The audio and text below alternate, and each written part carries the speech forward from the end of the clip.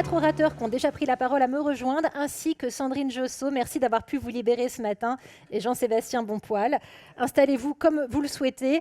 Alors, je crois que vous avez une contrainte, Sandrine Josso, que vous devez nous quitter bientôt. Les 4 orateurs qui ont déjà pris la parole, je ne vous présente plus. Je vais vous présenter en revanche, Sandrine, pour celles et ceux d'entre vous qui ne vous connaissent pas, vous êtes députée de la 7e circonscription de la Loire-Atlantique depuis 2017. Vous êtes membre de la Commission des affaires sociales et vous êtes aussi diététicienne de formation. Donc voilà, votre présence à plusieurs titres a vraiment beaucoup de sens.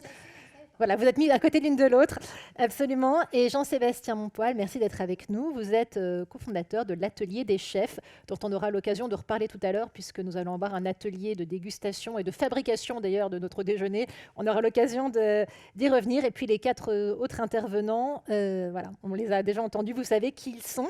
On va commencer avec vous, Sandrine Josso, pour plusieurs raisons. D'abord parce que vous devez nous quitter bientôt, mais aussi parce qu'on se rend compte que ce sujet de l'alimentation, c'est un vrai sujet politique, avec un petit p pour le monde de l'entreprise, mais également avec un grand P, puisque ça concerne également les décideurs publics. Donc en quoi ces sujets qu'on a évoqués ce matin sont, selon vous, un véritable enjeu de santé publique ?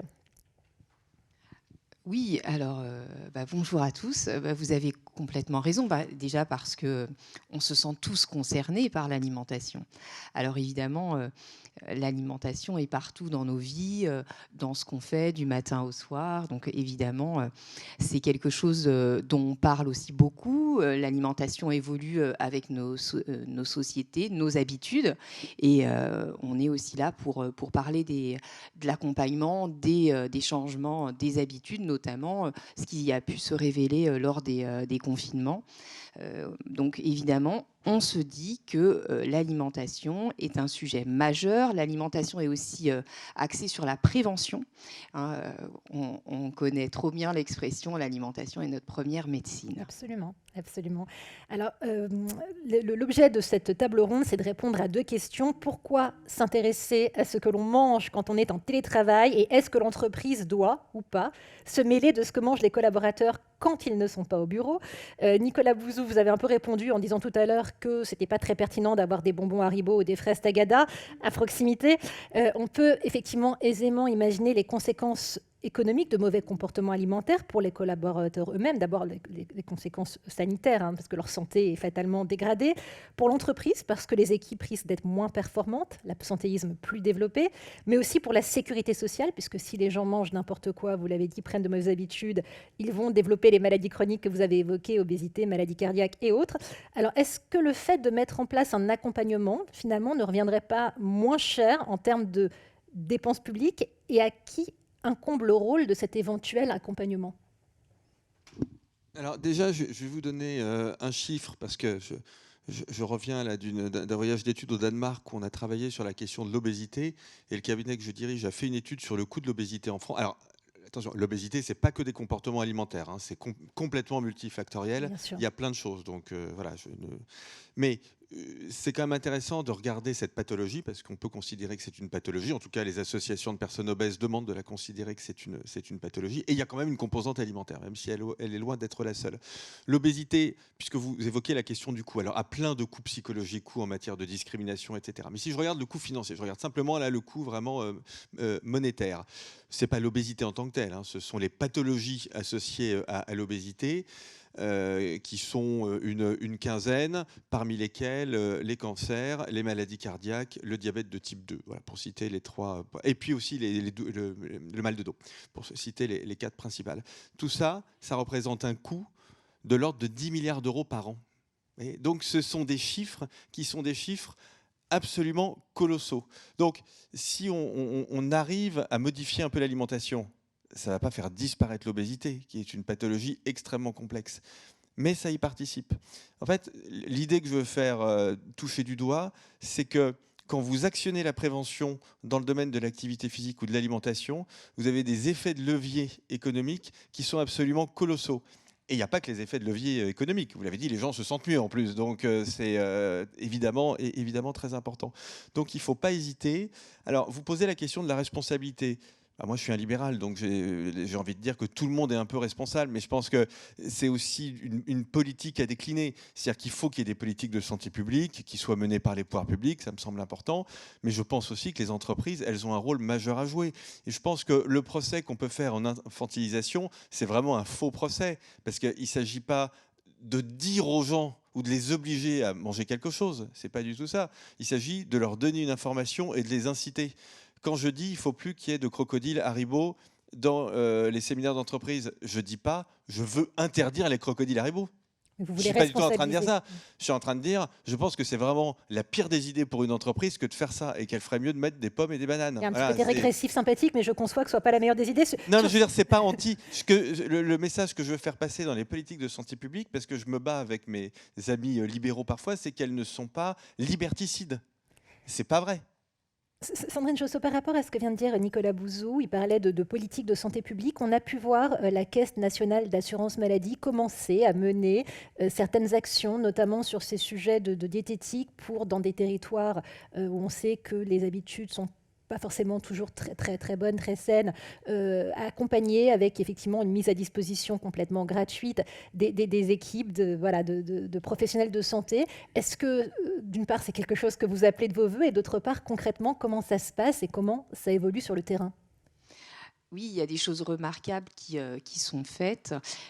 Cette fameuse expression de territorialiser la prévention aussi, parce qu'effectivement, on a des territoires très différents dans notre pays et en Outre-mer. Donc, ces particularités sont à prendre en compte. Et on a aussi beaucoup d'acteurs, que ce soit dans les institutions, que ce soit à l'école, que ce soit dans les collectivités, les associations, qui ont aussi besoin de conforter leur motivation par des projets qui font sens, avec en fait plein de gens qui ont que des choses à gagner, en fait. C'est ça. Et sur le budget alloué à la prévention, c'est vrai que moi j'ai commis un rapport, c'était en 2000... je crois que c'était en 2020, sur la santé environnementale, donc l'impact de l'homme sur l'environnement, les conséquences sur sa santé, sur celle de tous les êtres vivants. Eh bien, on comprend que nos comportements, nos façons d'agir au quotidien, en interaction, en fait, tout ça, c'est lié. Et moi, j'inclus ça vraiment dans ce qu'on appelle la santé intégrative, parce que c'est pas parce que voilà, on a une maladie que finalement cette maladie est guérie, mais ça induit d'autres problématiques après. Et là, pour remettre le sujet de la santé au travail, le télétravail et l'alimentation et la prévention, c'est un bon moment. En fait, on a une belle occasion de proposer des choses. Alors, je pense néanmoins que dans le Code du travail, il y a des choses à faire évoluer. Ça doit, à mon sens, passer par la loi. Il y a certainement une loi à travailler sur le sujet avec tous les acteurs, et les entreprises sont bien évidemment invitées à participer à la création de cette loi, mais aussi les diététiciens qui ont énormément en main de réalité de terrain. En fait, c'est vraiment les diététiciens, c'est vraiment aussi quelque part les psychologues de l'alimentation, parce qu'aujourd'hui ils sont vraiment là aussi pour nous donner un état des lieux de comment notre société évolue, et ça va tirer la sonnette d'alarme presque. Très vite, et évidemment la sonnette d'alarme, et je pense apporter des solutions, et les entreprises, les spécialistes comme les diététiciens, et puis aussi voilà tout le monde en fait, hein, les chefs, et on a tous des solutions à apporter, et je crois que c'est dans ce cadre-là qu'on peut faire avancer les choses. Alors vous l'avez dit, effectivement, les professionnels de santé peuvent tirer la sonnette d'alarme. C'est ce qu'a fait un peu tout à l'heure Isabelle Debove quand vous avez évoqué les dégâts générés par l'hyperconnexion, la surexposition aux écrans, le stress, les compensations avec des produits sucrés, voire pire, ultra transformés, l'augmentation de la sédentarité, évidemment. Comment est-ce qu'on peut, selon vous, prévenir ou à minima limiter le développement de ce qu'on a coutume d'appeler le syndrome métabolique ? Le prévenir, de toute façon, je pense qu'on a tous les moyens de travailler simple. Quand je dis simple, moi j'ai envie de rebondir sur ce que mes collègues ont dit tout à l'heure. Les bonbons Haribo, bien sûr, me font écho, mais pas que ça. Je pense qu'en fait, tout simplement, moi j'ai envie de dire juste une chose toute simple. Souvent, je dis aux patients, vous savez, lire une étiquette, c'est pas très compliqué. L'étiquette d'un produit alimentaire. Si vous avez 80 ingrédients dans un taboulé, ou 3, posez-vous la question, parce que 80 ingrédients, c'est pas normal. Eh ben, c'est ça. Le truc le plus simple qu'on peut faire, c'est consommer des aliments sains, des aliments non transformés, éviter de surconsommer du sucre et surtout des produits industriels. Parce que c'est vrai que le combat, il est là, il faut le mener là, parce qu'on a quand même une surconsommation de produits transformés aujourd'hui. Donc, voilà. Ce sont des conseils de bon sens. Et effectivement, les bon sens, les produits sûr, alimentaires, la composition est souvent moins compliquée à lire que les produits cosmétiques avec les fameuses distinct ou là. Ça le devient quand même, parce que quand on fait la somme des produits cancérigènes qui deviennent des colorants, des additifs, des exhausteurs de goût, des texturants, des structurants, enfin je veux dire... Sans parler de l'effet cocktail de tout ça. Mais voilà, c'est ça. Et puis je pense que oui, voilà, puis un retour à l'activité physique, tout simplement. Alors justement, sur ces bons conseils, parce vous allez nous partager, vous aussi, Jean-Sébastien Bonpoil, des bons conseils. On a entendu dans les conclusions de Sophie Niclos et de Marianne Bléau que les déjeuners sur site présentent plus de variétés alimentaires, qu'ils sont plus équilibrés. Inversement, et sans grande surprise, le télétravail est synonyme d'une simplification du déjeuner. On a entendu qu'il y avait moins de composantes. Quels conseils, vous qui êtes aussi un expert du terrain à votre façon, vous seriez tenté de partager pour finalement garantir un meilleur équilibre alimentaire en intégrant évidemment 2 contraintes importantes, celle liée au manque de temps, parce qu'effectivement, on a beau être chez soi, les visios s'enchaînent. Et la deuxième contrainte, c'est celle qu'on a un peu évoquée tout à l'heure avec Sophie Niclos, qui est celle du prix et donc de la baisse du pouvoir d'achat. Quand on intègre ces 2 contraintes-là, quels conseils est-ce que vous pouvez partager pour mieux manger ? Alors d'abord, on peut s'interroger si c'est vraiment des contraintes ou si c'est plutôt des opportunités. Et là, on entend, il faut qu'on arrive à concilier maintenant mieux sa vie personnelle et sa vie professionnelle. Quand on est à la maison, on a au moins un avantage, c'est qu'on est sur le même lieu pour les deux. Donc on a un temps de transport qui vient de disparaître. Quand on cuisine, il y a 3 temps importants. Le premier, c'est la dégustation, donc ça, c'est la fin. Et puis ensuite, il y a 2 temps. Il y a le temps où on va devoir cuisiner, donc c'est un temps actif, je coupe, j'épluche, je lave, tout ce que je veux. Puis il y a un temps où je regarde les choses faire. Je baille, je regarde la télé, je fais la radio, parce que ça cuit, ça mijote, ça pousse, ça repose. En télétravail, bailler, regarder la télé, on a modérément le temps. Un peu moins, mais on peut être en réunion. Et donc, tout d'un coup, ce temps-là, ça peut être une formidable opportunité, parce que cuire des légumineuses, quand je rentre à 18h et qu'à 18h30, je dois avoir tout le monde autour de la table, c'est compliqué. Les légumineuses, on peut parler, j'en sais rien, je veux faire des lentilles, des haricots, quoi que ce soit. Si j'ai le temps, je peux les lancer le matin, tranquillement. Je peux les mettre à gonfler toute la nuit pour les mettre à cuire. Je peux lancer un poulet rôti. Un poulet rôti, c'est 5 minutes de temps effectif, et ensuite, c'est 45 minutes, 50 minutes de temps de cuisson. Et donc, on va pouvoir se réapproprier son alimentation, ce qui va avoir 2 conséquences quand même pour répondre à la question, qui vont être, comme je vais avoir besoin de moins d'énergie parce que je vais pouvoir cuire plus bas, plus longtemps, je vais avoir moins de dépenses. Et puis ensuite, je vais même pouvoir aller chercher des morceaux ou des produits que je n'utilisais pas d'habitude. Ce qu'on appelait avant les bas morceaux, qui sont maintenant des morceaux hyper intéressants pour faire... c'est l'hiver, il fait un peu froid, donc on peut rêver de pot-au-feu, de blanquettes, on peut rêver de bourguignon. En fait, c'est des morceaux qui sont bien moins onéreux que toutes les pièces qui vont être des cuissons très rapides et qui vont me permettre de me réapproprier ma cuisine. Donc là, tout d'un coup, je peux travailler aussi sur cette logique-là en dissociant ces différents moments. Votre propos, il est intéressant et séduisant parce que complètement à contre-courant, à vous entendre, le télétravail ne serait non pas une contrainte, mais comme vous l'avez dit, plutôt une opportunité précisément de mieux manger. Vous êtes un peu dans une logique de slow food finalement. L'idée, c'est d'en faire le moins possible avec le meilleur résultat. Donc ça, effectivement, personnellement, moi, ça me séduit beaucoup. Ça suppose quand même un peu d'organisation et ça suppose aussi d'avoir le temps pour le savourer ensuite, et on va en parler après, de manger en pleine conscience. Marianne Bléau, réglementairement, la pause repas, elle dure environ 40 minutes. Donc, je parle à l'instant de prendre le temps de savourer, de déguster. Dans l'enquête que vous avez menée, vous avez constaté que ce temps de repas, en réalité, il n'était pas franchement sanctuarisé, c'est le moins qu'on puisse dire, puisque les gens mangent plutôt devant leur écran. Pourquoi, à votre avis, un temps de déconnexion est essentiel? Et est-ce que vous avez des idées pour que ce temps de déconnexion soit davantage respecté? Alors, juste sur les termes, effectivement, c'est le temps de pause qui est sanctuarisé d'un point de vue réglementaire. On fait ce qu'on veut de son temps de pause. Donc ça rejoint ce que je disais tout à l'heure. En fait, on ne sait pas aujourd'hui si la réduction du temps alloué au repas, c'est la conséquence d'une réduction du temps de pause, auquel cas ce serait vraiment un problème, ou est-ce que c'est la conséquence d'un choix d'organisation individuelle. Moi aussi, je suis économiste et donc j'ai un peu cette manière de chercher si on est dans des choix ou dans des contraintes. Là-dessus, pour l'instant, je n'ai pas d'éléments concrets à donner. Et je pense que c'est vraiment un axe à creuser.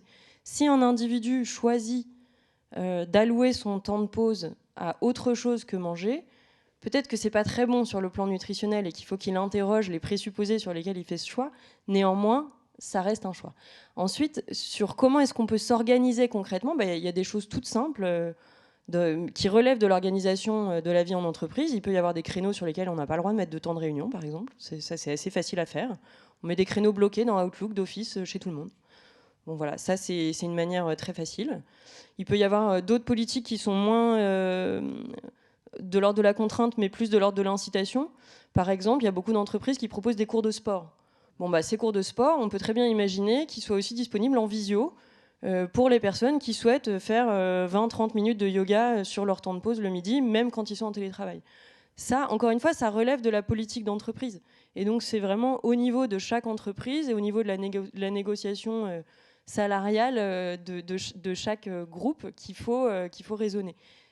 Il peut y avoir aussi des éléments qui vont être plus de l'ordre réglementaire, mais là, pour le coup, je ne suis pas juriste, donc je n'ai pas forcément d'éléments précis à donner. Sur cette question des salles de sport, il semblerait que beaucoup d'entreprises, effectivement, dans une logique de responsabilité, en installent, mais qu'elles ne soient pas aussi utilisées qu'elles le souhaiteraient pour toute une série de raisons. On aura peut-être l'occasion d'y revenir.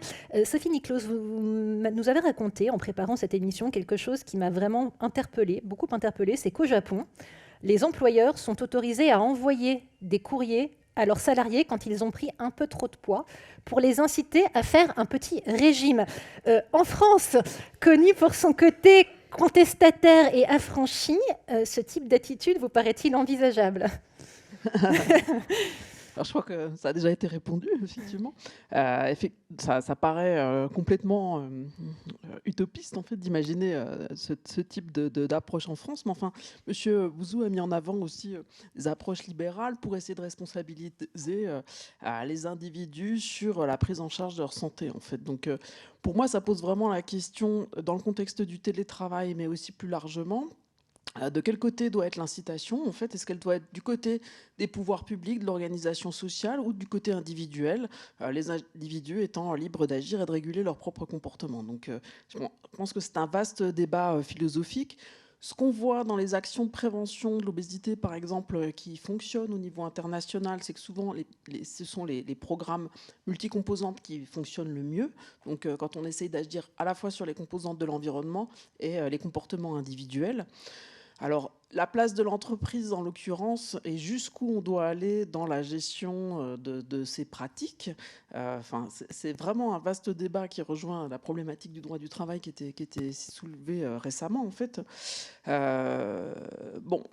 Je pense que l'entreprise doit déjà regarder ce qui se passe sur site. Alors, on a eu l'exemple de ce qui se passait chez Danone, et on voit bien aussi que dans les propositions alimentaires qui sont faites pour les employés de chez Danone, il y a des spécificités qui tiennent lieu aussi, qui sont rattachées à la raison d'être de l'entreprise et à son domaine d'activité.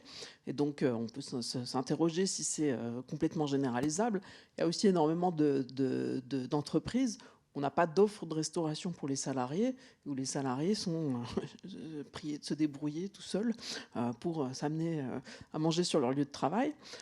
Donc, j'ai envie de dire, peut-être le plus simple, c'est déjà d'avoir une réflexion sur l'organisation et peut-être la formation à l'alimentation sur le lieu de travail, ce qui n'est pas systématisé en France, avant d'aller intervenir sur la sphère privée, en tout cas sur ce qui se passe dans le cadre du travail, où là on est sur une ligne très étroite entre la sphère professionnelle et la sphère privée, en fait. Donc, moi j'aimais bien aussi l'exemple de M. Bonpoil sur les montées en compétences culinaires.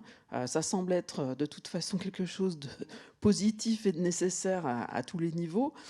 Donc peut-être l'entreprise peut jouer aussi un rôle de ce point de vue-là, en fait, soit en donnant envie de faire de l'activité physique, ou en donnant envie de cuisiner, ou en équipant les salariés de compétences en la matière, en fait.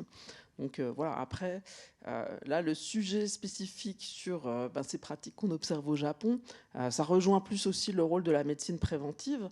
Et vous l'avez dit en introduction de la table ronde, en fait, c'est vrai que on est probablement un peu en retard en France au niveau de la prévention de la santé. En fait, alors pourquoi ? Bon, la culture médicale est très très orientée vers le soin, le curatif plutôt que le préventif. Donc, je pense que là, il y a aussi énormément de travail à faire sur peut-être l'inversion des propositions, une réflexion globale.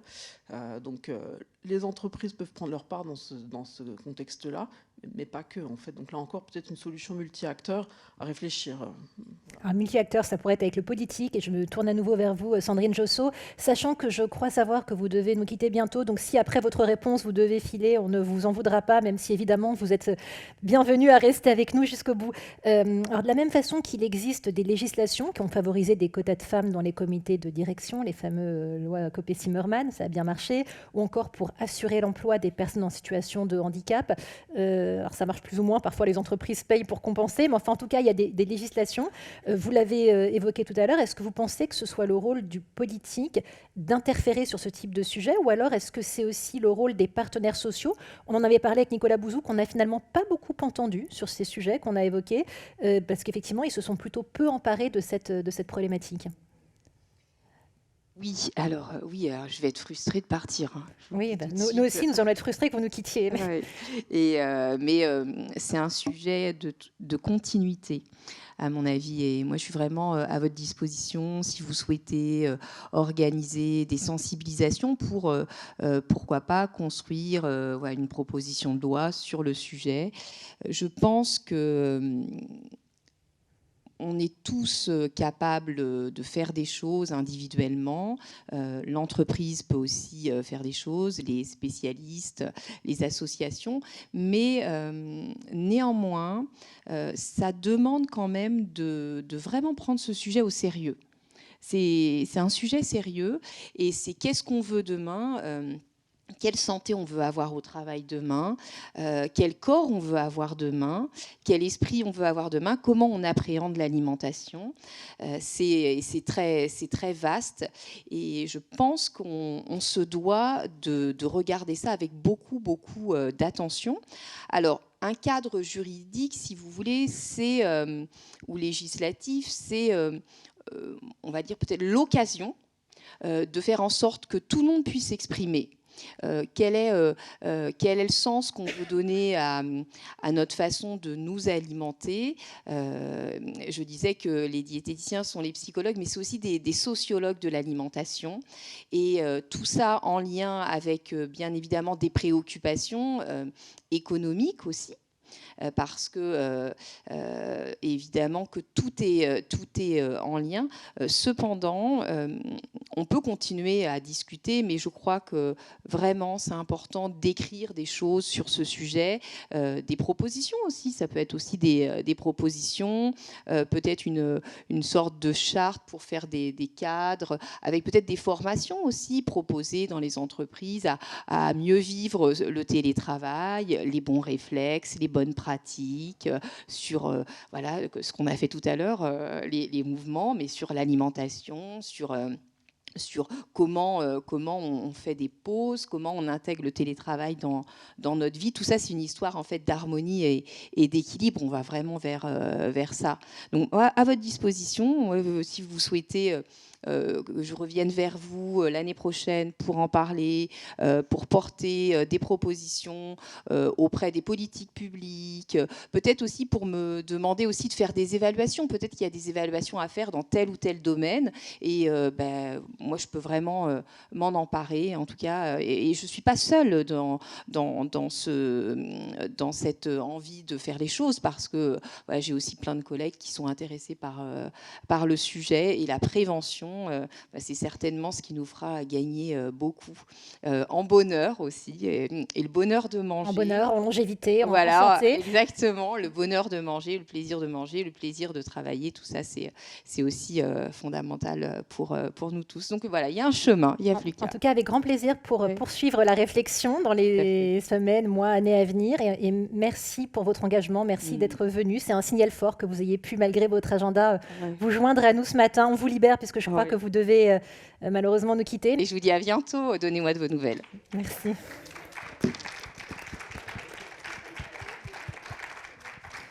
Merci beaucoup, Sandrine Josso. Alors, Nicolas Bouzou, vous avez un profil très libéral, hein, vous ne vous en êtes pas caché, vous l'avez répété. On Je vois pas évoquait... pourquoi je m'en cacherais. Ah, non, il n'y a aucune raison de s'en cacher. Je sais qu'on est en effectivement. France, mais Et oui, mais en France ou ailleurs, il n'y a aucune raison de s'en cacher. On évoquait tout à l'heure, donc, avec Sophie Niklos, ces initiatives, ces intrusions japonaises. Effectivement, on a du mal à imaginer que ces intrusions dans la vie privée des collaborateurs en France puissent avoir sa place. Alors, du coup, la question qui se pose, c'est quel rôle l'entreprise doit jouer, au-delà de ne pas nous proposer des bonbons Haribo, quel rôle l'entreprise peut jouer sans braquer les gens, sans tomber dans une logique paternaliste qui risquerait d'être mal perçue, quand bien même cette logique part d'une très bonne intention.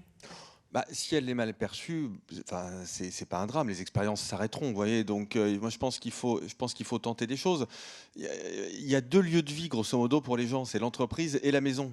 Donc, l'entreprise, c'est absolument fondamental. Vous savez, la vie des gens, elle se fait beaucoup dans l'entreprise et beaucoup des comportements, beaucoup des choses qui sont importantes dans la vie se font dans l'entreprise. Je vous donne un exemple, parce que j'avais fait aussi un petit livre là-dessus il y a quelques années. L'entreprise, c'est le 2e lieu de rencontre pour les couples. Le 2e lieu. En 1, les amis, en 2, l'entreprise. Donc, vous voyez l'impact que ça a sur la... C'est le plus important. Donc il faut vraiment avoir ça en tête. Donc, la question de l'alimentation, qui est aussi une dimension absolument essentielle de nos vies, c'est très important que l'entreprise se sente investie d'un rôle. C'est la raison pour laquelle on évoquait tout à l'heure, j'évoquais et vous le faisiez aussi, la question de la restauration d'entreprise, de la restauration collective. Je voudrais dire 2 mots là-dessus, qui sont pas liés, qui sont pas ma spécialité, mais qui sont plutôt liés à mon expérience du débat public.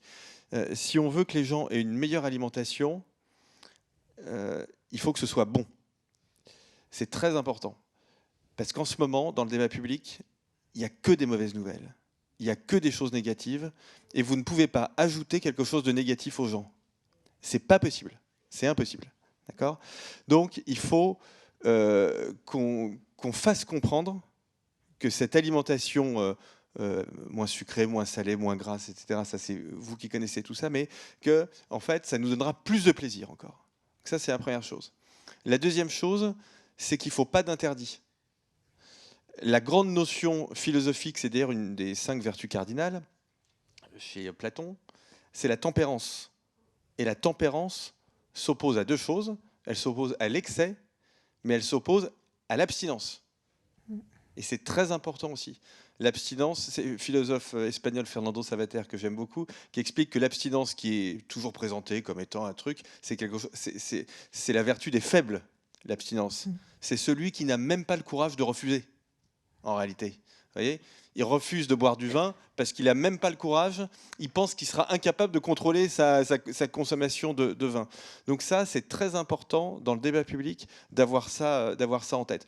Après, pour répondre à votre question, pourquoi est-ce que j'ai réagi par rapport au Japon tout à l'heure ? Parce qu'en fait, c'est plus que dans notre culture, c'est absurde. Voilà, c'est juste ça, c'est juste du bon sens. C'est-à-dire que c'est très intéressant du point de vue intellectuel de savoir qu'au Japon, en effet, les entreprises peuvent faire une remarque aux personnes qui sont obèses. Moi, je ne le savais pas et je trouve ça absolument fascinant. Ça nous apprend beaucoup de choses sur la culture du Japon. Même pas obèse, légèrement en surpoids. Légèrement en avec quelques surpoids, kilos en pardonnez-moi. Ça nous apprend beaucoup de choses sur la culture du Japon. Ça nous apprend absolument rien sur la prévention en France. Voilà, parce que culturellement, c'est simplement pas possible. Donc, il faut passer par d'autres choses, et y compris, alors là, la théorie économique, d'ailleurs, peut nous être utile, par ce qu'on appelle, vous savez, le nudge, c'est-à-dire, au fond, comment est-ce que des mécanismes d'incitation très simples peuvent amener les gens à modifier leur comportement. Je vous donne un exemple du nudge qu'on prend souvent dans le domaine de l'alimentation, que je trouve très amusant, parce qu'il n'y a pas plus simple. En fait, sur un présentoir, si vous mettez devant les gens la salade et derrière les gens les frites, ou à l'inverse, si vous mettez les frites devant et la salade derrière, les choix de consommation ne sont pas les mêmes. Alors là, il n'y a aucun problème en matière de liberté publique. Même mes amis libéraux les plus intransigeants ne pourront quand même pas m'expliquer que c'est fasciste de juste changer l'ordre de présentation des plats. Là, je pense qu'il n'y a vraiment aucun problème. Eh bien, alors certains vont nous dire que c'est de la manipulation, etc. Mais oui, c'est de la manipulation. Et alors, quel est le problème ?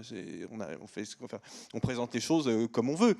Et vous voyez ? Et donc ça, c'est des choses qu'il faut qu'on apprenne. Au fond, je dirais que je suis un peu frappé par le fait que dans le domaine de la nutrition, on a un savoir scientifique qui commence à être extraordinaire, passionnant, précis, Et au fond, ce qui nous manque, c'est le savoir aujourd'hui en termes de comportement. C'est-à-dire, comment est-ce qu'on arrive à inciter nos concitoyens, comment est-ce qu'ils prennent conscience de l'existence de ce savoir et comment on les incite à changer leur comportement. Alors justement, sur cette question de l'incitation, vous vouliez dire quelque chose, Sophie? Je vous laisse réagir. J'ai extrêmement envie de réagir, Ouais, je vous effectivement. en Alors, prie. Faites donc. les nudges alimentaires, ils fonctionnent, mais ils ne fonctionnent pas forcément à très long terme, puisqu'on voit que les consommateurs ne sont pas complètement naïfs. Ils sont aussi capables d'analyser l'environnement et de s'adapter, d'une part. D'autre part, ce qui marche très très bien, c'est les modifications structurelles de l'offre. Donc en allant un tout petit peu plus loin que le nudge, mais aussi en repensant l'offre, en faisant en sorte de proposer une offre adaptée. Il y a énormément de travaux à l'université d'Oxford en fait, qui montrent bien l'effet de ces modifications de l'offre. Alors, nous, on a essayé de faire ça en France avec des acteurs de restauration collective et qui nous disent mais non, mais notre offre, elle est parfaite. Et en fait, on l'analyse, on leur montre. On dit ah oui, en fait, c'est pas exactement ce que je pensais. Donc il y a énormément de biais de perception aussi de la part des acteurs dans ce qui est proposé dans l'offre. Donc il y a déjà tout un travail à faire, déjà d'essayer d'un peu apurer ces biais de perception, montrer ce qui est fait vraiment avant d'arriver à proposer l'offre. Mais c'est des travaux de longue haleine. On voit aussi une résistance au changement. Alors je vous rejoins complètement sur la promotion du plaisir, parce qu'effectivement, c'est central dans les comportements alimentaires. On est câblé d'un point de vue neurologique pour que le plaisir, finalement, soit un renforçateur des comportements. Mais malgré tout, c'est vraiment compliqué de faire changer les habitudes et aussi des acteurs, en fait. Donc voilà, bon, et là, on ne parle pas du consommateur final, hein, on parle de tous les acteurs de la chaîne. Donc bon, c'est un gros travail. Vous avez parlé tous les deux de l'offre, que ce soit le fait de mettre les frites ou la salade devant, et vous venez de compléter, Sophie. Et je me tourne à nouveau vers vous, Jean-Sébastien Montpoil, parce qu'en préparant cette plénière, j'ai donc découvert que les personnes interrogées dans le cadre de l'enquête menée par le Crédoc étaient en majorité pas intéressées par la possibilité de bénéficier d'un panier repas qu'aurait pu être récupéré la veille du jour télétravaillé, ce qui m'a interpellée, puisque moi, à titre personnel, j'aurais été ravie de récupérer le dit panier repas. En tout cas, ça montre bien à quel point les gens n'ont pas forcément envie qu'on se mêle de leur repas. Et votre expérience, elle est intéressante parce que vous êtes chef, mais vous êtes aussi chef d'entreprise, vous managez 70 collaborateurs. Quelle est votre propre expérience sur ces questions et est-ce que vous pensez, vous, à titre personnel, que c'est le rôle de l'entreprise que de réguler ? Alors, avant de répondre à la question par oui ou par non, effectivement, on a la chance, nous, à l'atelier des chefs, on fait de la formation, puis on fait de la formation dans le milieu de la restauration. Donc forcément, à un moment donné, on avait un siège avec une cuisine. Et donc là, la cuisine, les gens se posaient le midi, cuisinaient ensemble, déjeunaient ensemble. Donc ça, c'était le côté pédagogie, incitatif, par l'exemple. Moi, je crois beaucoup à l'exemple quand même et au mimétisme, ça fonctionne super bien. Et effectivement, les gens se retrouvaient ensemble. Puis ensuite, on a déménagé, on s'est retrouvé dans un siège où il n'y avait plus de cuisine partagée. Et donc là, offre de restauration classique dans le quartier, on est en haut, pas très très loin d'ici. Et puis, on a eu cette idée géniale de dire on va mettre à disposition un service de plats préparés qu'on proposera aux salariés avec une offre raisonnée, plutôt saine, responsable, orientée plutôt légumes. Enfin, on coche toutes les cases là. Voilà, on fait très, très RSE. Et là, c'est pas un franc succès. Et en fait, c'est pas un franc succès parce qu'on se rend compte que ce que veulent avoir quand même les salariés à un moment donné, c'est le choix.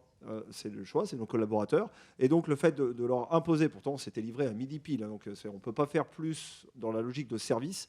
Et ce n'est pas ce qui a rencontré le plus grand engouement. Et en fait, le plus grand engouement, c'est pas que le service qu'on va apporter à un collaborateur, c'est surtout sa capacité à transformer fondamentalement ses habitudes alimentaires. Et là, pour le coup, nous, on a retiré quand même cet enseignement de se dire que continuer à pouvoir leur donner des informations sur comment bien manger, comment faire des cours de cuisine et profiter de nos cours, c'était beaucoup plus intéressant en fait que de juste leur proposer à manger directement dans l'assiette. Transformer ses habitudes alimentaires, c'est un très bon point. Et c'est là, Isabelle Deboeuf, que vous entrez en scène, puisqu'il y a des temps physiologiques nécessaires, on le sait, à la santé des salariés. Vous l'avez dit, la sédentarité nuit à la santé. Vous évoquiez la marche. Peu d'entre eux vont marcher. Vous évoquiez le fait qu'ils restent dans leur cocon. Alors on sait que le fait de marcher, d'aller se promener, permet de diminuer le cortisol salivaire et le niveau de stress. Alors vous, à titre personnel, est-ce que vous pensez que c'est le rôle de l'entreprise d'inciter les salariés, les collaborateurs à des bonnes attitudes, ou est-ce qu'elle devrait plutôt mettre à disposition des personnes comme vous pour quelque part aller prêcher la bonne parole et faire cette fameuse sensibilisation, changer les comportements, comme vient de l'expliquer Jean-Sébastien ? Je pense qu'on a tous un rôle à jouer, mais la prévention, c'est vraiment ce que je retiens aujourd'hui. Le curatif, c'est bien, mais la prévention, c'est mieux, parce que moi, je le vois à l'hôpital, hein, on ne fait que du curatif. On récupère des patients fatigués, des patients à bout, des patients qu'on va remettre sur pied très, très vite, parce qu'on n'a pas le temps de les garder. Et puis, tout s'en va, parce que finalement, ces patients-là, ils n'ont pas eu le temps d'emmagasiner de la bonne pratique. Et ils n'ont pas d'expérience à proprement parler. Et nous, on a ce rôle, je pense, et c'est important de le dire aujourd'hui, c'est celui de leur apprendre les choses, de leur réapprendre, de s'approprier le temps. Et puis j'ai envie aussi de rebondir sur des choses que j'ai entendues tout à l'heure qui m'ont fait écho. C'est vrai qu'il faut reprendre le goût de se faire plaisir, le goût de savourer des choses simples et de ne pas avoir de frustration. Parce qu'en fait, la frustration, c'est ce qu'on va avoir aujourd'hui. C'est vrai qu'on est dans un contexte très compliqué, très sombre en ce moment.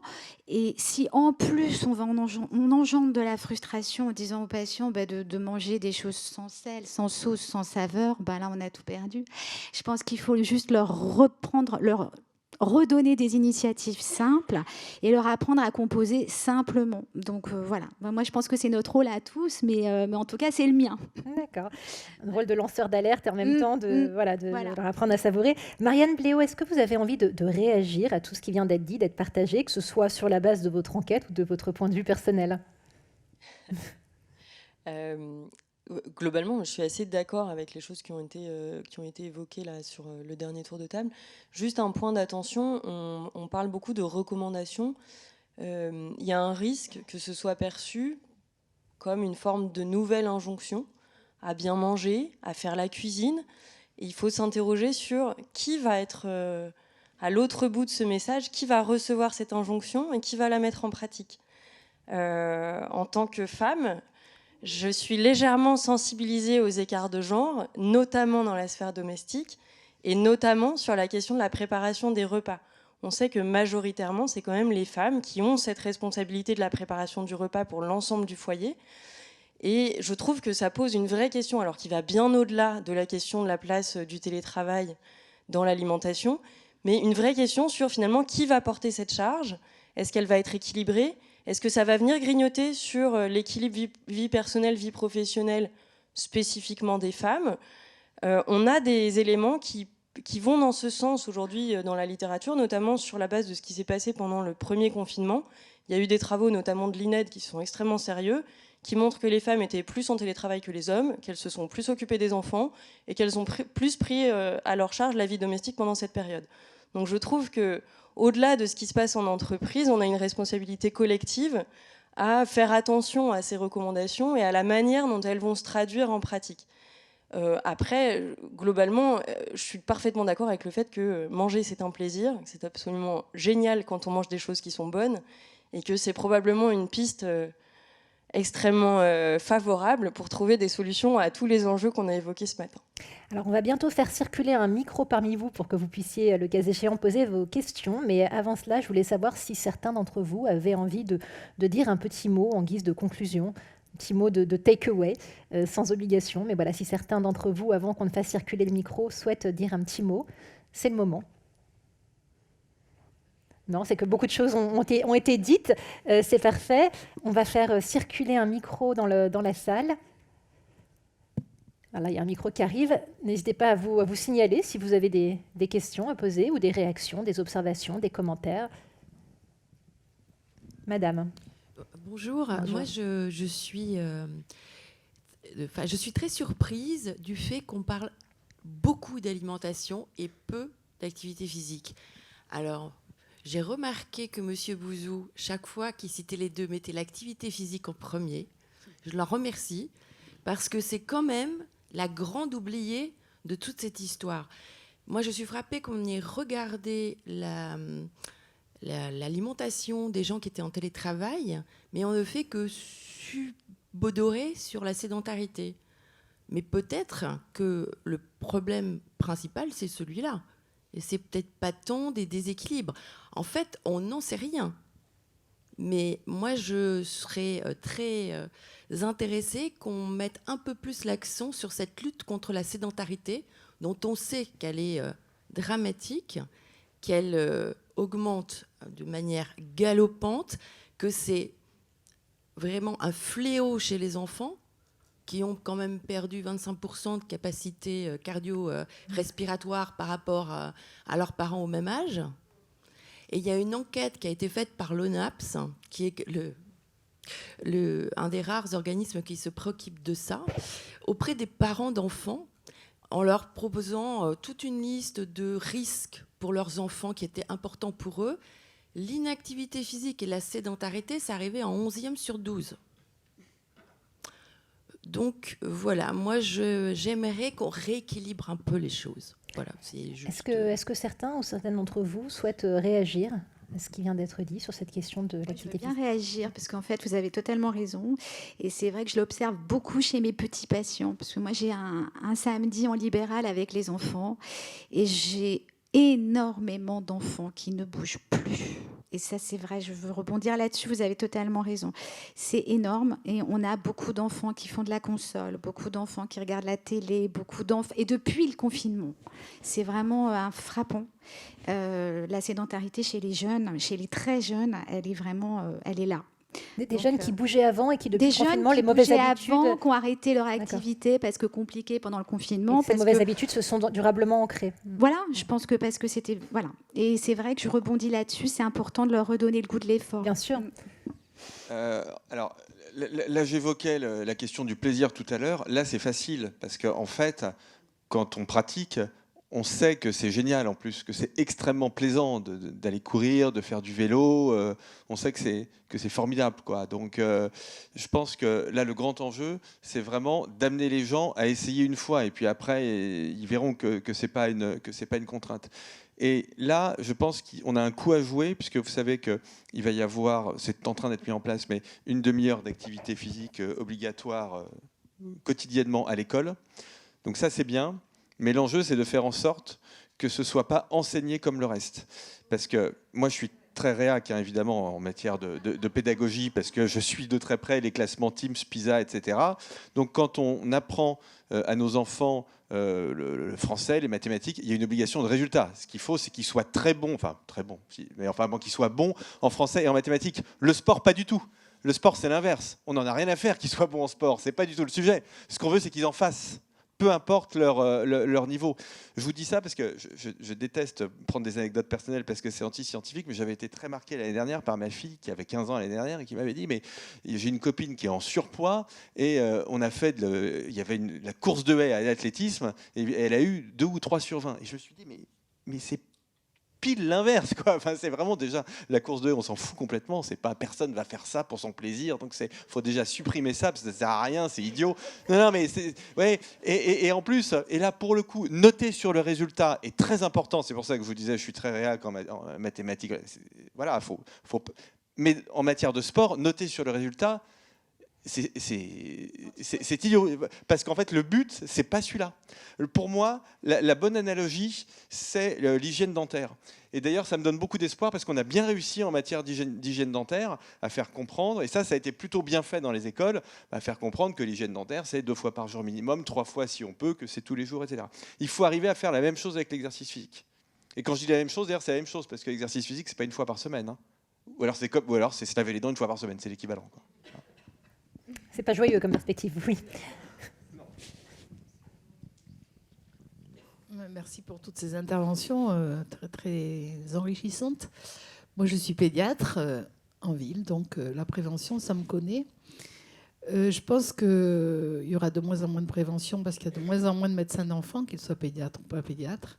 Et ça, c'est vraiment un gros problème. Alors, j'espère qu'ils pourront être remplacés par des professionnels de santé différents, mais qui n'auront peut-être pas le même background scientifique qu'ont les médecins et les pédiatres. Donc la prévention, oui, je suis bien d'accord avec vous.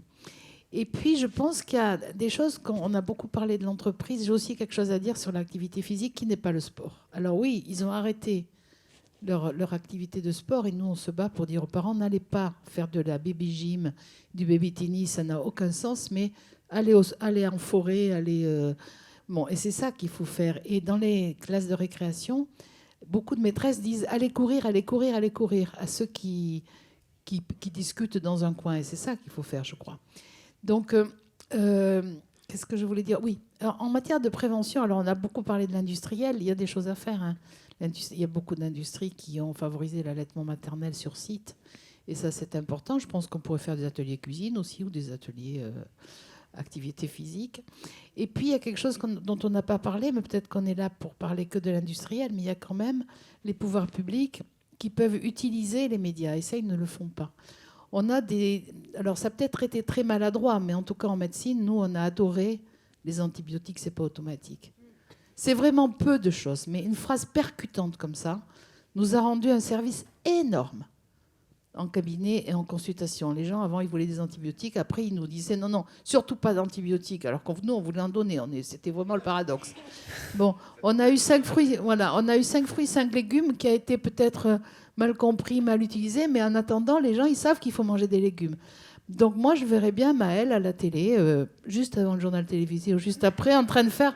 Mais c'est rien, ça. Mais c'est beaucoup pour les gens qui sont... Voilà. Maëlle, vous voyez ce qu'il vous reste à faire. Pourquoi on n'utilise pas pourquoi le pouvoir public, vous parliez de sécurité sociale, d'économie, de santé, pourquoi le pouvoir public qui veut économiser n'utilise pas les médias pour des choses très percutantes comme ça? C'est ça que je voulais dire en termes de prévention et d'information et d'éducation. Vous dites les gens, ils consomment trop de médecins, mais parce que personne ne leur explique qu'un rhume, c'est un rhume. Et que ce n'est pas à peine d'aller chez le médecin pour ça. Voilà. Merci pour votre intervention. Je laisse là aussi celles et ceux d'entre vous qui souhaitent réagir, prendre le micro.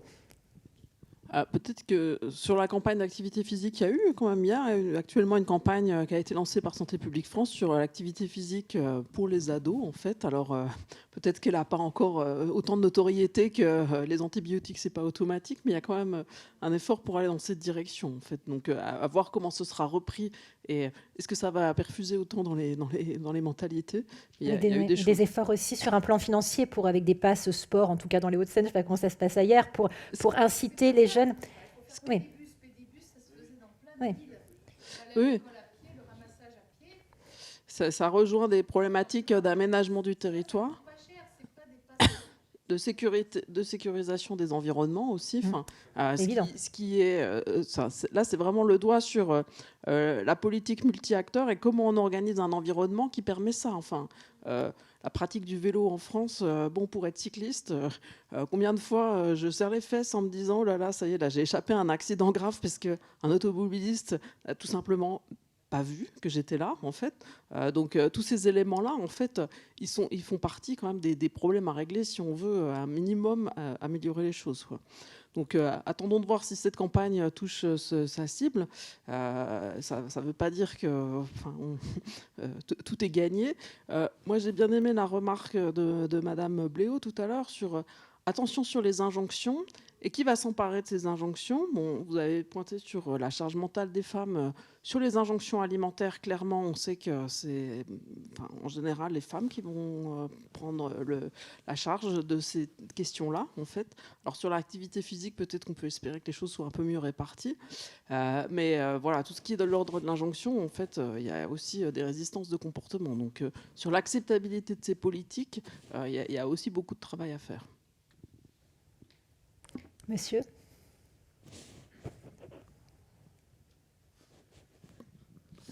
Je rejoins juste un point.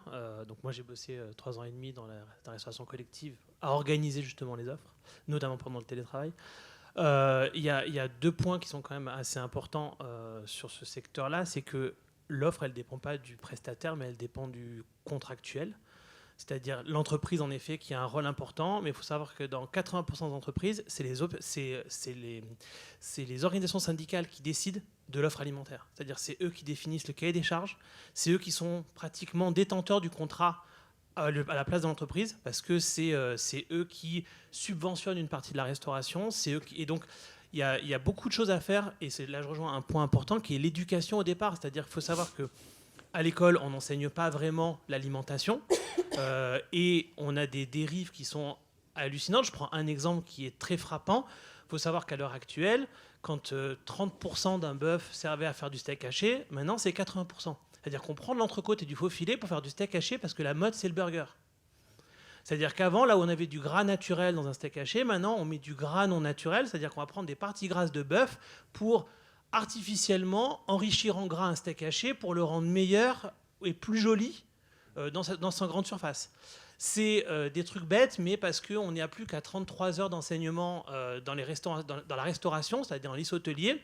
On n'enseigne plus la nutrition, on n'enseigne plus l'alimentation, on n'enseigne plus l'agriculture à nos futurs chefs de cuisine. C'est-à-dire c'est devenu des options. Ils vont en option post-bac apprendre la nutrition, apprendre l'agriculture, apprendre le territoire agricole, ce qui est quand même la base de leur métier. Et on a la même chose, on se retrouve avec ce que moi j'appelle des idioties contractuelles. Il faut savoir qu'actuellement, la base d'un contrat en entreprise d'alimentation, le standard, c'est le prix du steak haché, frites. C'est-à-dire qu'en gros, tout le contrat en termes d'économie est basé sur à combien on va vendre à un salarié, c'est-à-dire pas cher, un steak haché frites, qui actuellement est de l'ordre de 1,50 €. C'est-à-dire que moi, je vous encourage à aller chez vous, faire un steak haché frites avec une portion de 250 grammes de frites et un steak haché de 100 grammes ou de 150 grammes, d'arriver à faire ça à 1,50 €. En fait, c'est ça. Et la problématique, elle est là, c'est qu'en fait, on parle souvent du rôle de l'entreprise, mais il y a le rôle de l'éducation, il y a le rôle de l'organisation syndicale qui est faite de préceptes.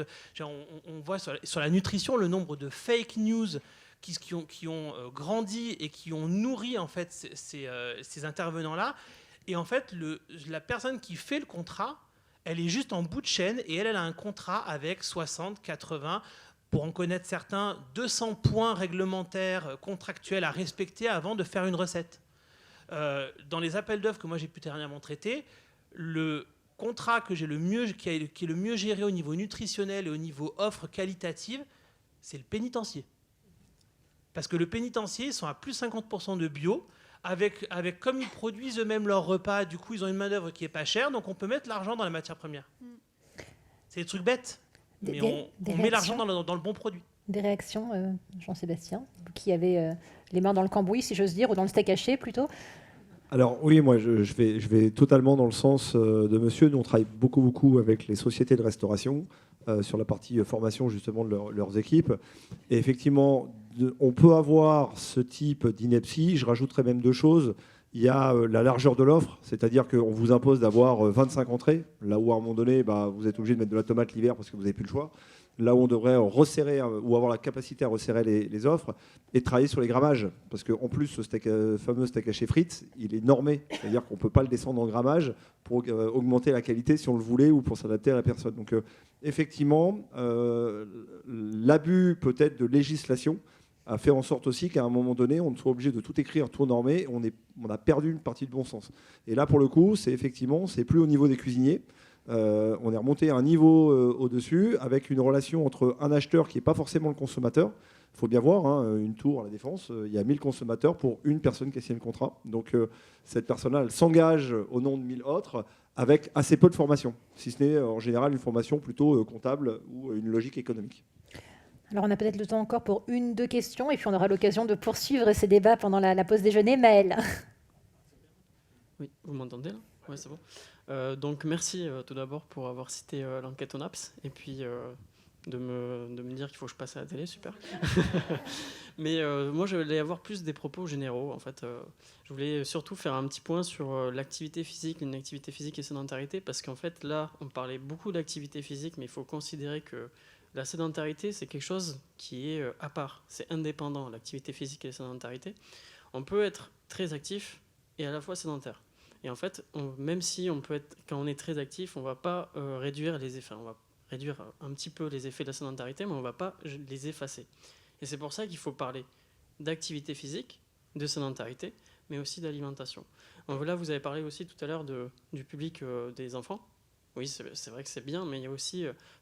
on sait que l'enfance, c'est une époque, une période de vie charnière pour mettre en place, dans la vie future, un mode de vie actif avec une alimentation saine, etc. Mais il faut aussi prendre en compte l'éducation parentale. Parce qu'on sait que directement, les parents ont une incidence sur la future vie des enfants, etc. Et notamment sur les comportements sédentaires.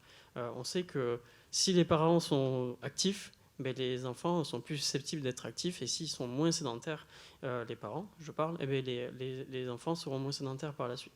Donc il faut prendre ces concepts-là d'activité physique et de sédentarité, finalement, tous les moments de la vie, quel que soit l'âge, et quelles que soient aussi les étapes de vie, parce qu'on sait aujourd'hui que les étapes de vie a une influence sur les comportements des personnes. Et je vous invite à consulter notamment une enquête qu'on a fait il n'y a pas longtemps et où on a eu un colloque le 17 novembre. Lucille doit être contente derrière, qui est ma chef derrière. Donc on a fait une enquête sur les transitions de vie de la femme et les freins à la pratique, tout ce qui est comportement actif et sédentaire, et savoir à peu près quels sont les freins, les motivations pour pouvoir peut-être influencer dessus par la suite. Donc voilà, c'était juste pour faire un petit propos général. Merci. Merci, Maëlle. Oui, Umberto. D'abord, merci à tous, hein, c'est passionnant ce matin. Et j'avais simplement un point que j'avais envie de souligner aussi, c'est notre irrationalité à tous par rapport à ces problèmes. Et je pensais à l'épidémie de la Covid qu'on a vécue il y a peu de temps. Nous avons été capables de faire une prévention extraordinaire. On a enfermé tout le monde à la maison. On a développé des vaccins en 1 an. Jamais vu. On a pu faire vacciner je ne sais combien de personnes avec tous les débats qu'il y a eu. Et il y avait effectivement de bonnes raisons. Il y avait une mortalité importante. On a tous en tête des images terribles. Les maladies chroniques. Elle tue des dizaines de millions de personnes dans le monde, bien plus que la Covid. Depuis longtemps, elle tue lentement. Bien, ça, c'est la différence. On ne les voit pas mourir. Elles sont liées à l'âge. Et nous avons tous les moyens pour les prévenir. Les maladies chroniques sont évitables. Certains cas sont vraiment génétiques, mais c'est une minorité. Le reste, c'est l'environnement, le mode de vie, l'épigénétique. Et ça commence par l'enfant, hein, les 1000 premiers jours. Et nous sommes incapables de mettre en place une prévention qui pourrait réduire la demande, comme le disait Nicolas Bouzou, de moitié ou plus. Vous avez parfaitement raison, et c'est peut-être effectivement un manque de sensibilisation générale, et c'est tout l'intérêt d'ailleurs de cette journée, c'est de contribuer à sensibiliser, à faire de la prévention, et on espère qu'elle sera suivie, mais il y a peut-être effectivement à la base une absence de prise de conscience de la dangerosité quelque part de nos comportements, même si ça ne va pas être une dangerosité immédiate dans les secondes qui vont suivre, mais sur le long terme, bien évidemment, ça pose problème. Alors, il y a comme 2 grandes différences entre les maladies chroniques et le Covid. La première, en effet, c'est que la mort n'intervient pas tout de suite. Donc c'est quand même une différence très importante. Mais la deuxième, c'est qu'un virus est contagieux. Voilà. Et donc on avait une nécessité d'arrêter l'épidémie, ce qui n'est pas le cas des maladies chroniques de ce point de vue-là. Mais en revanche, ce que montre l'épisode du Covid, c'est que des politiques publiques peuvent être efficaces, en fait. Et il y a plein de domaines dans lesquels les politiques peuvent être efficaces. Je vais vous en donner un autre qui, pour le coup, me fait beaucoup plus penser aux maladies chroniques, c'est la sécurité routière, en fait. Où la France, comme souvent, il ne faut jamais désespérer de la France parce qu'elle est souvent un mauvais élève, elle devient un très bon élève. Et l'inverse aussi. Mais c'est pas, alors pour le coup, c'est pas le Danemark, les Pays-Bas ou les Suisses. La France, c'est une espèce de moteur à explosion, mais qui peut faire des choses très bien. Et dans le domaine de la sécurité routière, nos générations s'en souviennent. Dans les années 80, c'était absolument catastrophique, en fait. Et là, il y a eu un double travail, un travail à la fois de sanction, mais aussi un travail de sensibilisation, et la conjonction des deux a permis d'obtenir des résultats tout à fait exceptionnels. Donc, on sait faire à partir du moment, et c'est ce que vous venez de dire, où on prend le sujet à bras-le-corps. Donc, en fait, c'est vraiment la question de la sensibilisation. C'est-à-dire à partir de quand ce sujet de la prévention, qui est peut-être trop large d'ailleurs, mais enfin bon, un sujet de prévention, à partir de quand va se produire le déclic intellectuel et donc le déclic politique. On espère en tout cas y contribuer à ce déclic, mais vous l'avez dit, les politiques peuvent se mettre en place de façon efficace, et on l'a bien vu, vous l'avez rappelé, Umberto, elles peuvent se mettre en place aussi très rapidement. Alors on va continuer tout au long de la journée d'évoquer ces sujets. C'est la fin de cette matinée de table ronde. Merci.